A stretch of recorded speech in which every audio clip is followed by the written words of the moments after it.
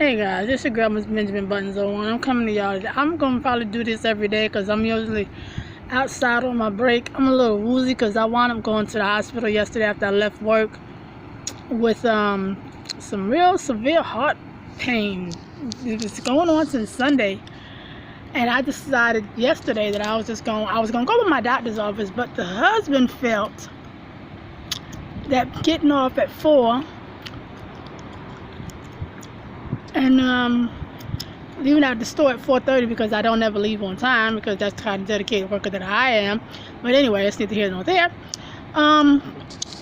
Leaving at 4, well, getting off at 4. Well, technically, I didn't even clock out until about 4:23. So I'm gonna say 4:30. I left out the store and I was gonna go by my doctor's office and let them, give me some kind of analysis or whatever. And he was like, no, don't do that. Let's just take you to the hospital. And I was like, bro, I'm trying not to do this hospital thing because I already still owe these people 14 G's.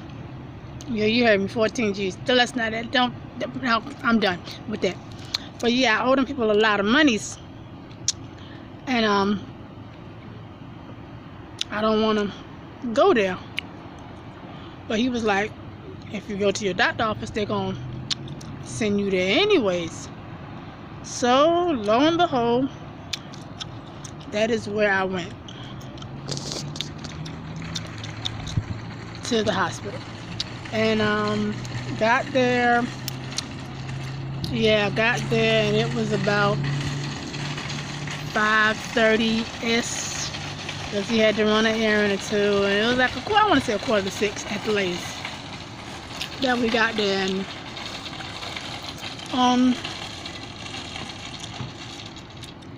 when I got seen initially, it was, I want to say about 6:45. That was for triage and EKG readings. And then about 8:45, I went back to have the chest x-ray. Oh, no.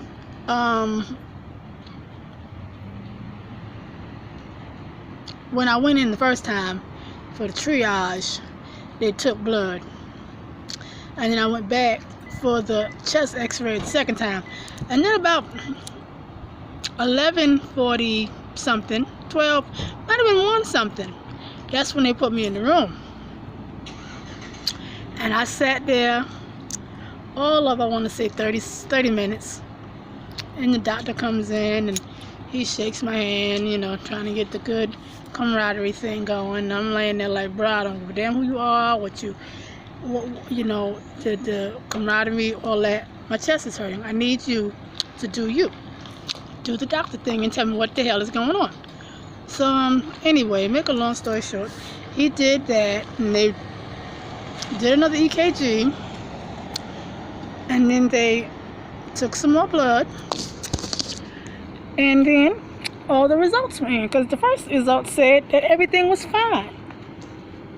There's nothing wrong with me. I have an itch, and I have on somewhat of a corset to hold my back together because I got a bad back, and it's itching. I don't want to take the whole damn thing off to scratch. But anyway, he comes in and he goes, well, Miss White, your second blood test came back and it's nothing wrong with you. Your second EKG came back and it's nothing wrong with you. So all we can tell is that you have inflammation on the chest, or of the chest, or in the chest. Something like that. I know it's inflammation in my chest. So when we leave out of there, it's 2:30. I get home about 2:45 because I want to say, my truck being foolish, it took me about 15 minutes to get home. Normally it takes me about 7. But anyway, I do that, get home, and they give me, get this, for the pain, which is back again. I'm feeling it again. They give me a mixture of Tylenol and Percocet. Now, I don't, let's just say this.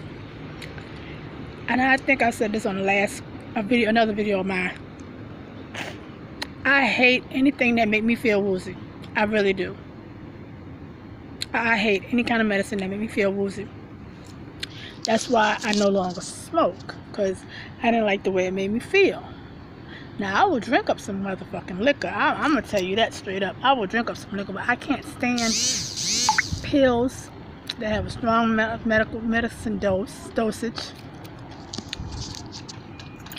I don't like weed. I'm not a, medicine taker.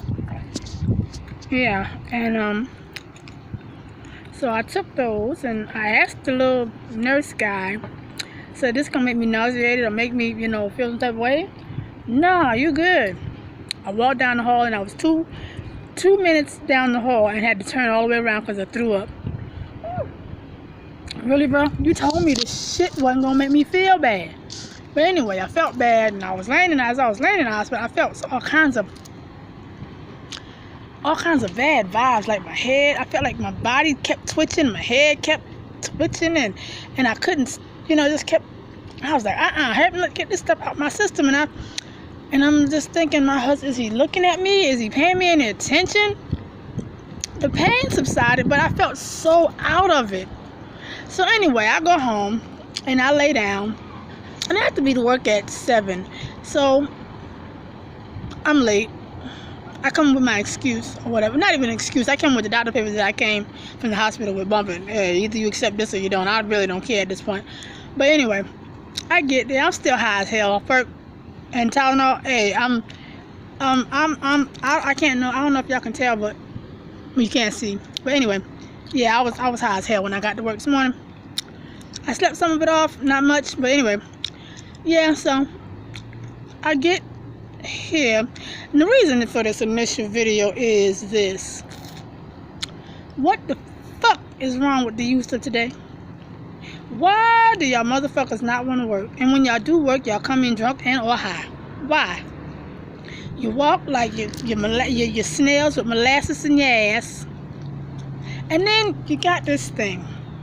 When people that have been there way longer than you and with somewhat of a position and or a position altogether, title or whatever you want to call it, try to tell you something,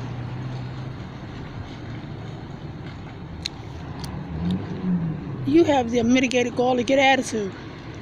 My nigga, bro, you don't know nothing about this damn job. You only been here like a week. And I mean, I got like 4 new young people underneath me. And I want to say 2 to 3 of them know my son. And I'm looking at this like, this ain't gonna last. Because see, they're gonna think I'm cool because they know my son. They done been to my house. I don't know who the hell these kids is because I wasn't his friend of his friends. You get what I'm saying? They just tell me, oh, I know your son Thomas. Thomas, my homeboy. That's his name. But yeah, I'm like, okay, that might be your homeboy, but I'm your supervisor. And they come in and they dragging their feet, and I hate this glare. They're dragging their feet, and you tell them something, and they don't want to. They don't want you to tell them nothing, and they keep disappearing, and I'm just like, what the hell is wrong? I'm running circles around your little ass, and if you my son homeboy or home girl, I'm half your age. That means that you are in your 20s, if that. So why the hell am I running circles around you? Why am I putting out way more merchandise, i.e. freight, than you are? Why am I running around? Just constantly putting shit on the shelves, and you still own the same little funky boxes I gave you at 8 o'clock this morning. And you snailing this shit. You milking the hell out of this damn shit. And I don't understand. What is wrong? I don't understand today's youth. Y'all are so intent on getting Instagram famous, Facebook famous, Snapchat famous, YouTube famous.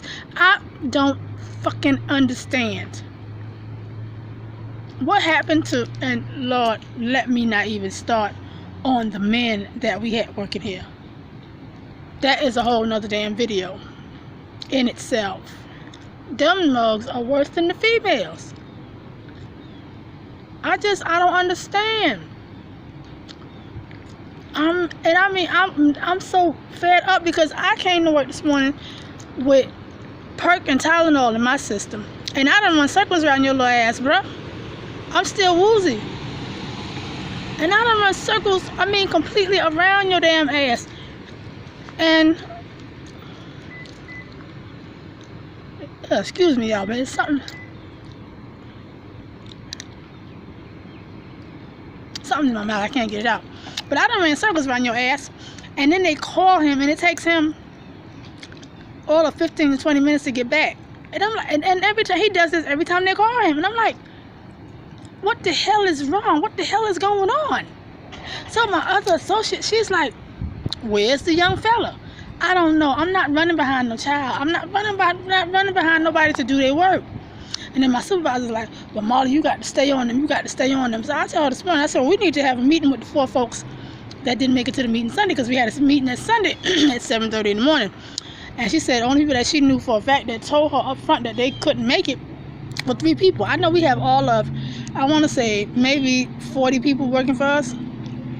And we may have had 20 people there. 20 to 23. I think that's what the list said, because everybody had to write their name down on the list. So the rest of the folks just didn't come. So they didn't show, didn't know, or just didn't give a damn. They knew, they didn't show, and they didn't give a damn about showing.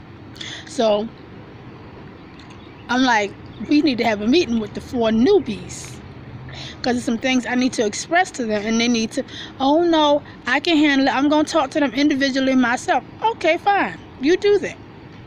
But in the meantime and in between time, I'm going to voice my opinion to each one of these damn children, because to me that's what the hell they are, and their attitude just sucks. And it just makes me want to literally punch them in the fucking face, because I can't stand these young kids today. They just so, I'm entitled. You can't tell me nothing. Nigga, bitch, please. Apparently I can tell you something, because I've held this job down a hell of a lot longer than you, and I'll be here when your black ass is gone.